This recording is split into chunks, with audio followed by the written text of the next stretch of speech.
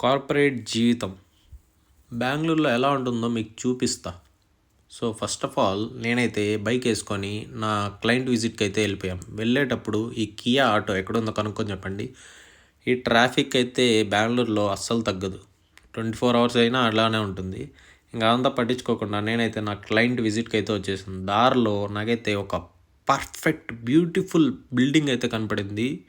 ఆ బిల్డింగ్లో మనం టాప్ ఫ్లోర్లో ఉంటే వేరే లెవెల్. అంతా పక్కన పెట్టేయండి. దాని తర్వాత నేనైతే మన క్లయింట్ విజిట్కి అయితే వచ్చేసాను.